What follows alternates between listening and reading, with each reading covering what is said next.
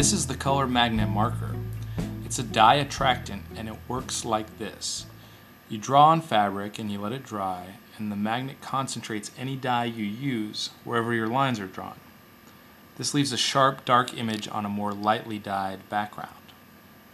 The big advantage is that unlike screen ink, fabric paint, or airbrush paint, color magnet gives you sharp lines without changing the hand or the feel of the fabric. Now you can see that color magnet has this broad tip and it comes in a squeezable marker form. And it turns out that this is great for stenciling. And I'm going to show you right now how to use it. Okay, so I've got a shirt stretched on a board, and I've got a gently used stencil of a spaceman. Now it's a good idea to stretch the shirt because it keeps the marker from skipping on wrinkles while you work.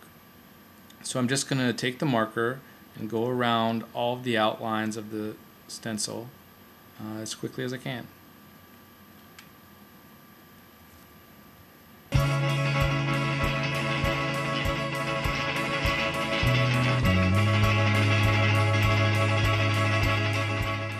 Now we wait 15 minutes for it to dry, and then we dye it.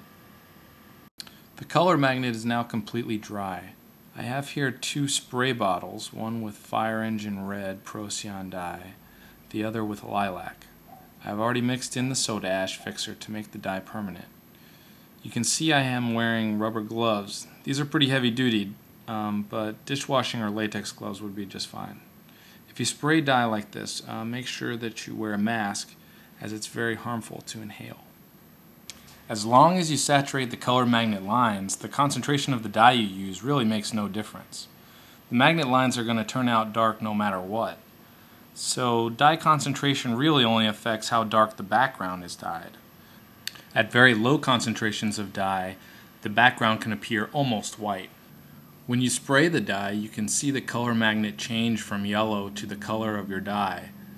You can also see that it takes more spraying with the low concentration of lilac than it did with the high concentration red. Once the fabric is saturated, the magnet has already finished its job. How long you wait to wash it out will determine how dark the background fabric gets. I washed all of the excess dye out of the shirt after about 15 minutes.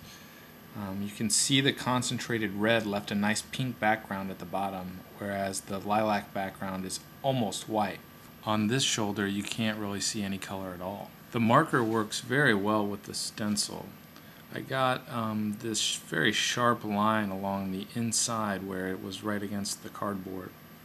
And then on the outside you get this sort of fuzzy, indistinct line. So all you have to do is draw on a shirt, dye it, and then rinse it out, and you've got a perfectly soft, comfortable shirt with a really nice image on it. That's color magnet.